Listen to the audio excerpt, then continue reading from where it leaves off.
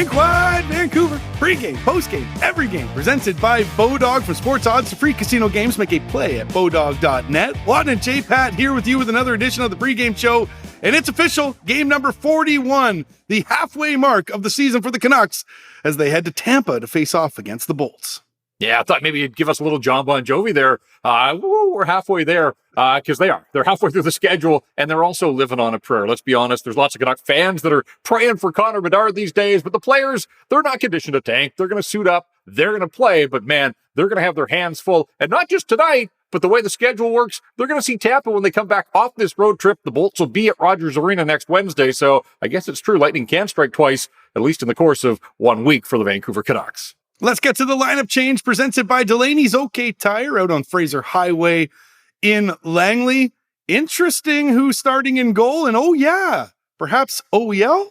Healthy scratch? Yeah, I'm sure the Delaneys are busy these days. The lineup change is busy here on the pregame show. Colin Delia, I think a little bit of a surprise there. I thought Spencer Martin was pretty good in Pittsburgh the other night. I know he gave up 5, but he faced a ton of shots and a ton of scoring chances, but Colin Delia gets the nod, got the hook the other day in Winnipeg, so they're throwing him to the wolves against this Tampa team that can score and a ton of star power. And Bruce Boudreau also said he wouldn't go with the same guy back-to-back on the weekend, so by deduction, that means Colin Delia is going to start 2 of the next 3 games for the Vancouver Canucks. The big news coming out of the morning skate, though, at Amalie Arena, Oliver Ekman-Larsson, yes, the high-priced veteran alternate captain, was on the 4th pair of defensemen along with Kyle Burrows, and after the morning skate, Bruce Boudreau basically tipped his hand and said they need more from this guy. It looks like OEL is going to be a healthy scratch, and Riley Stillman will draw in his place. But hey, wait, that's not it for the changes. The JT Miller, Elias Pettersson experiment seems to be over for now. Miller's going to play on a line with Connor Garland and Bo Horvat, and that means Brock Besser gets the bump onto the right side with Elias Pettersson and Andrei Kuzmenko. And if that's not enough, one more. Looks like Lane Peterson's going to slide back in this time as the 4th line center. So a bit of a different look for Lane Peterson, who's been a healthy scratch of late, but looks like he's going to dress for this one tonight. You mentioned his name earlier there, but JT Miller, a former Tampa Bay Lightning, didn't spend a whole lot of time in Tampa, but he's always going to be linked to them. Yeah, 94 games over a couple of seasons with the Tampa Lightning after being acquired from the New York Rangers. And then he was picked up by the Canucks on that draft day 2019, the draft in Vancouver. They made the trade then. And look, JT Miller has been a nice addition to the Vancouver Canucks. I get that he's a lightning rod, and this year hasn't gone as well as last year with his 99 points, but we'll see what facing one of his former team does for him. He's been back to Tampa. He has played against the Tampa Lightning, so this isn't the first time, but it always seems like guys get a charge when they face familiar teammates or former teammates on the other side. So let's see if JT Miller can get that old team bump going up against Tampa tonight. If you've listened to any of our post-game shows, you know we don't like talking about chances. Elias Pettersson has been getting plenty of chances. He's got to start burying some of them, though. Yeah, and this speaks to the level of player he is. He's gone 4 games without a goal. That's the longest stretch without putting a puck in the net all season for EP40. So he's been good. He's been consistent, but it's just not happening for him right now. And in fact, 22 shots on goal over those 4 games. So pucks on his stick. He's getting lots of shots away, just not getting them through and into the back of the net. And looked at the 2 shorthanded breakaways the other day in Pittsburgh. You know, you'll take those types of chances for Elias Pettersson all night long. You got to think that sooner rather than later, he's going to put one of them in. I don't think this slump, if we're going to call it that, is going to go on a whole lot longer. Bo Horvat, Quinn Hughes, both having themselves good seasons and both reaching significant milestones. Yeah, and how about this? This could actually happen on the same goal if it all plays out that way. Bo Horvat's 1 shy of 30.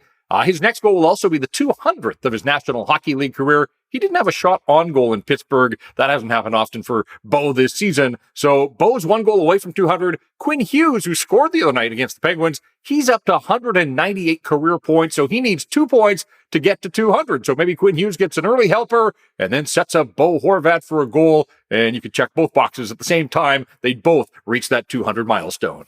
Canucks power play helped them stay in games, won them games, in fact, earlier this year. Sputtering right now, out of the top 10 in the league, going to want to get back on track. Yeah, they're down in the Sunshine State here for the next couple, but man, that power play has ice cold. It's just 3 for 25 since Christmas, so that's some simple math there. 12%. It's got 3 goals in the last 7 games. It had 2 shots on goal in 5 attempts the other night. In Pittsburgh, didn't cash in over 7 minutes power play time and only 2 shots on goal. So they got to get more pucks to the net, do a better job of trying to get some rebounds and create some screens and those types of things. But it all starts with shots on the power play.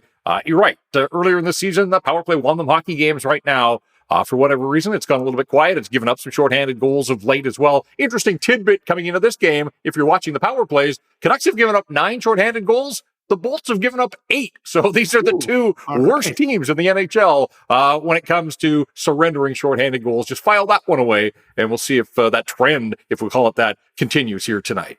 Let's focus on Tampa for just a moment. They handled Columbus quite easily the other night. A lot of people are doing that, though. But hey, listen, Colin Delia, he better keep his head up because they peppered Columbus's goaltending with the shots on goal. Yeah, outshot the Blue Jackets 46-24. That matched the season high for Tampa. They also had 46 shots in a loss against Detroit earlier in the season. But this Tampa team is on a roll. They beat the Blue Jackets 6-3. That is their 8th straight win on home ice. They have the second most wins in the National Hockey League in front of their home fans at Amalie Arena. Only Boston is better. This Tampa team is 16-4-1, and half of that win total has come on this 8-game win streak. The Blue Jackets, the latest victims, and the Canucks, we'll see. They're going to have to rise up and show Tampa their best if they don't want to become the next victim and see Tampa push that win streak at home to 9 games. It might be only game 41, the midway mark of the season, but Tampa Bay and Toronto already on a collision course to meet again in the playoffs. Yeah, and I think this is the downside of the NHL's current divisional playoff format.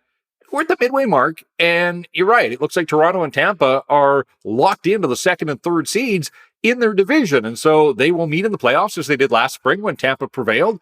But you've got Boston at the top of the league and the top of that division. I don't think anybody's catching the Bruins. And Buffalo is 4th in the division, but it doesn't look like the Sabres are going to be able to reel in either Tampa or Toronto. And therefore, you've got these 2 teams that have to play a second half of the season knowing their first-round playoff opponent. So there'll be plenty of time to build up that storyline, but I don't know. I'm one for intrigue. I'd like to see a few more variables in the mix. So yeah, I think this is one of the downsides to the divisional playoffs. Yeah, they want to build up rivalries, but at the same time, when you know your playoff opponent in early January, I don't know, loses a little luster for me. Lots of pieces still on that Tampa Bay team that won 2 straight cups. They might have lost a few guys, still very lethal though. Yeah, and it starts with Nikita Kucherov, who has been one of the top scorers in the National Hockey League for years now, and he's right back there. He's behind only McDavid and Draisaitl. He's 3rd in the NHL with 53 points coming in to this game tonight. Check that, 59 points for Kucherov. I shortchanged the guy. He's got 59 points, and he's tied for 3rd in the National Hockey League in power play points. So, again, we know Canucks penalty killing. That's been an issue. If the Canucks make many trips to the penalty box tonight, Kucherov and the Bolts certainly can make them pay. But this Tampa team goes way beyond Nikita Kucherov. Steven Stamkos can still get it done. He's having a fine season with 45 points. Braden Point has emerged as a legitimate star in this league now. He leads the Bolts with 23 goals. You've got Victor Hedman, you've got Andrei Vasilevsky, and so that is the core group, certainly, that propelled them to those back-to-back Stanley Cups. And they've got other pieces. There's no doubt about it. Brandon Hagel's been a nice addition from the Chicago Blackhawks. Nick Paul has come in and scored them some big goals, both in the regular season and the playoffs. Corey Perry is still going strong. Patrick Maroon, on and on it goes. This is one of the top organizations in the National Hockey League, if not the best organization over the last decade or so. And they're still going strong, and they've got designs on getting their hands on the Stanley Cup one more time here. If you can wear flip-flops to the rink, you're probably feeling pretty good about yourself. And the Tampa Bay Lightning, they feel good when they play at home. Yeah, and I mentioned the record, 16-4-1, second most home ice victories, but it goes beyond that. They have scored the most home ice goals. I added 6 the other night against Columbus. This is a dangerous team. They're fueled by their fans. Their fans have been treated to an incredible run of hockey over the last bunch of years. And there's something to be said about Amalie Arena being a difficult place for visitors to go. So they've got the second best power play in the NHL on home ice. They are a potent team, and the Canucks are going to see them at home, Tampa at home, and then the Canucks will see Tampa again next Wednesday when they are the home team. Let's get to the stat that stands out, presented by our new sponsor, Jason.Mortgage. I mentioned Steven Stamkos, stammer time. He's still got it. and he is bumping up against a magical mark in the hockey world. We talked about Horvat and Hughes looking for milestones.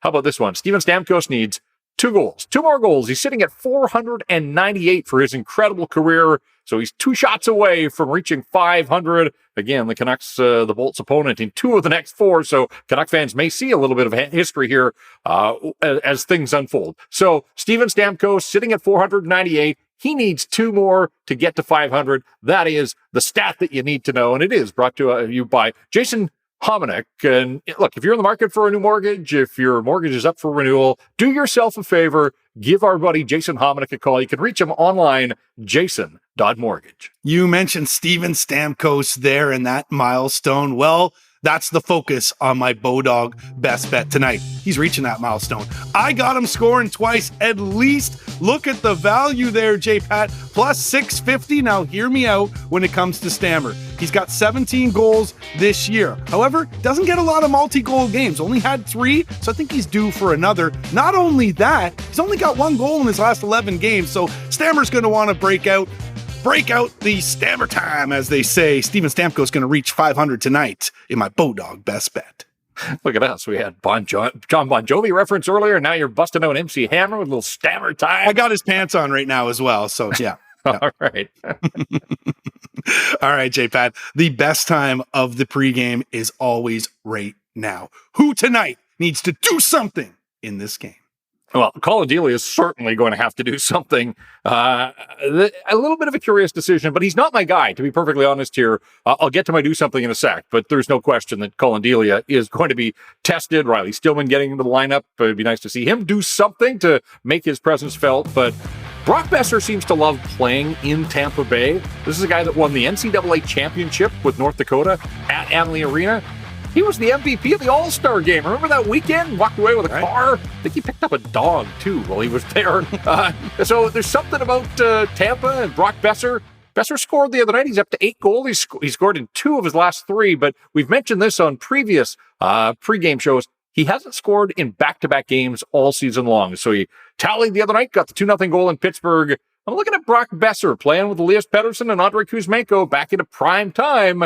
Let's see if number 6 can rise to the challenge here for the Vancouver Canucks in a building he's comfortable in and do something to help the hockey club tonight.